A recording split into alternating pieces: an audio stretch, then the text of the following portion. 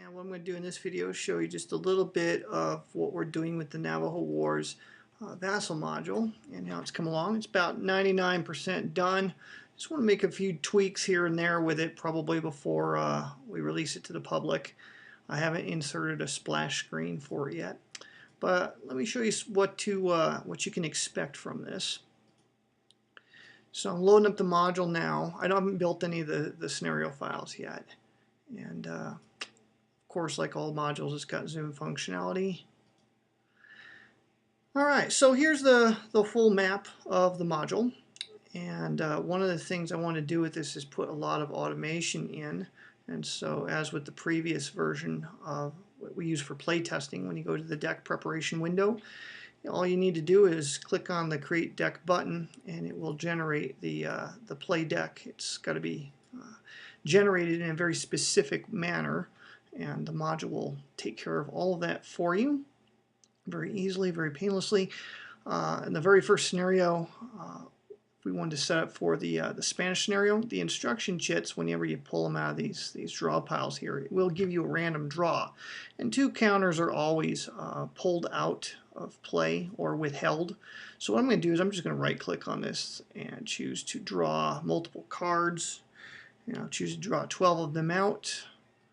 And I'll just drag them down here and we'll sort them all out, and I'll show you what's going to happen here. Alright, so with these instructions, they're typically assembled in alphabetical order. Let's see, the ones that were withheld were E and N, so that'll help me out a little bit here. So we know that L is going to go there, K is going to go there, M there, H should go there, A, B, C, D, F. I think E was withheld. B is going to go there. A, C,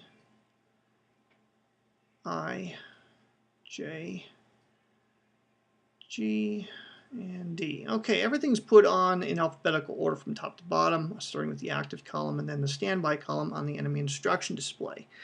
And one of the things that will happen in the Vassal module when you're playing, ordinarily you're going to, after you execute an instruction, you have to pay enemy action points to pay for the instruction. You carry it out and then it slides to the right.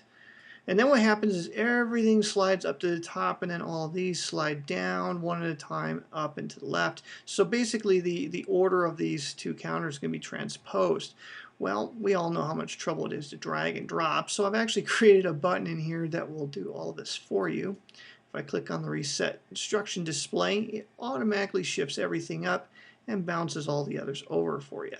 So how about that for some cool automation? I've withheld the enemy AP's counters from the game. They're really not needed in the Vassal module. Just have click functionality here. You can click to increase the number of APs available up and down. So as you spend, all you got to do is maneuver those buttons there. Thinking about probably adding that to the toolbar as well, so you could click in either place and achieve the same effect. For the family counters, families start off on the map. We'll just put this one there. I'm a big fan of the movement trails, but I'll probably make it so you can turn those off. I know some people don't like them.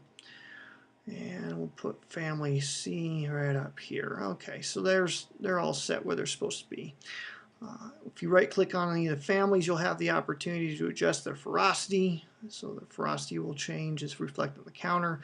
That's not terribly fancy, but what you can do with this thing is you can plant corn with that family. It draws a random corn chip from the draw pile and places it beneath the counter and just offset a little bit. If you want to place a harass counter, you can do that as well. I see I've misspelled harass in the menu, so I'll have to go back and fix that. So it'll generate your harass markers. There's a finite supply though, so it pulls them out of the out of play box. So once you're out of them here, the functionality will stop working. A couple other things this will do is when you populate your families, each family can have a man, woman, child in there.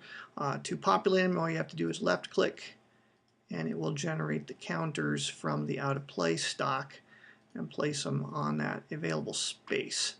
So same thing with the elders, just click on the elder button here and it'll generate the elders and put them on the display for you in the leftmost box, which is ordinarily where they appear. In the resources box, very little dragging and dropping needed here. Just left click on horses, sheep, trade goods, firearms, and it'll send them from the out of play box. If a tribal raid occurs, just left click on this to generate the tribal raid markers.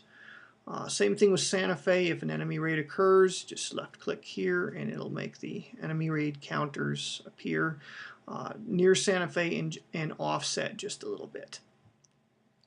I'll probably add a counter down below this so you can see at a glance just how many raid counters are in this this stack, because the mouse over functionality doesn't work on those. There's a reason for that. Alright, now the stones. All the spaces, the areas on here depicted by stones, they have right-click functionality to them. So if you right-click on any of them, you can choose to place a mission outpost from the available stock. You could also place a rancho counter from the available stock. So if you're playing the Mexican or the American scenario, those are the counters you would use. If you have an enemy raid ongoing, if you select the enemy raid counter, it'll place from Santa Fe onto that space.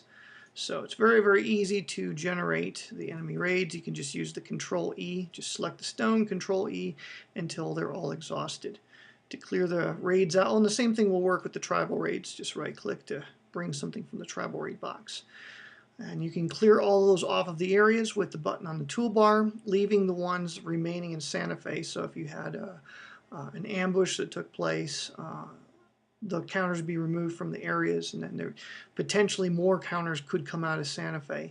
When the raid's entirely done, you click remove all and it'll get rid of all of those. I also realize I need to put the functionality on the harass counter so that it would send it back when you cleared the all of the raid counters out. Alright, so that's just some of the automation that you can expect from the module here.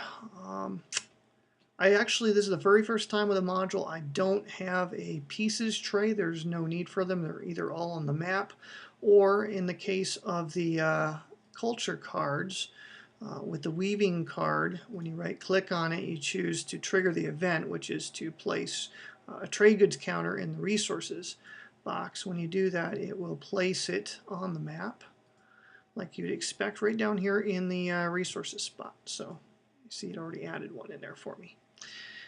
And then if I go back to the card, if I right click on it again, it won't let me do that. It only lets you do that once, and it loses that functionality permanently. Same thing with the weaving level 2. Masters of the Maces level 2 also allows you to place the 2 harass counters in out of play. Once you do that, then the functionality should go away. I need to re-implement that on there. So few little glitches here and there I need to clarify, and this should be just about ready to go. When you go to place intruders, if you roll up in an area, say I roll area 4, that would correspond to the die symbol here in Monument Valley. You can see it's got the 4 symbol on it. When I roll 4, need to roll which stone it's going to be placed on. It's number 1. If I right click on that stone and choose to place a random intruder, there you go. It sends a random intruder, and when I reveal it, I can flip it over. This one here actually turns into a firearms counter and basically can go to the out of play box and be used like an ordinary firearms counter. Okay, so that's just a sneak peek of the automation and some of the very cool things that we put in the Vassal module here for Navajo Wars. For the rated for the cube pulls, the raid pool physical game, you get a bag with cubes. Here you just drag and drop off of this little stack here as a part of the bowl. And all the cubes have functionality to either go to Subjugation New Mexico, or for the others, it'll send them to the Recovery Bowl. If you click on the Reset Cubes button on the toolbar, it'll cycle the cubes properly. So a lot of the things that you would, it would take a few seconds to do in a physical game, or just a click of a button away. Last thing, for the 2-player game, if you right-click on any of the families, you can choose to adjust the influence. So if I choose Adjust Influence on this family here, you'll see that it puts a little turquoise token on it. So if I was the turquoise player, then that would be my symbol, so I have influence on that family. Or I can adjust it to red basket. If I wanted to designate a family as being Manuelito's family, I just do a Control-Shift-M, and there you have it. Manuelito is attached then to that family. So that's just some of the cool features. Same thing with the elders. Elders have the influence adjustment, so you can have influence on elders, and just kind of did a little 3D approach with that. I like how it turned out. Okay, so hopefully you found this enjoyable, and just get an idea of what to expect. Navajo Wars should be arriving at your doors pretty soon here. And the Vassal module, as I said, it's about 99% done. A few little glitches here and there that I need to fix. I forgot to show you the drought counters. For the drought spaces, they show like green plants to show it's got high arability. Now, when you go to place a drought counter there, all you have to do is left click, and there's a drought counter for you. Just right click on the counter, choose to delete, and it goes away. So that is the Vassal module for Navajo Wars. Hopefully you'll find this to whet your appetite for the coming game.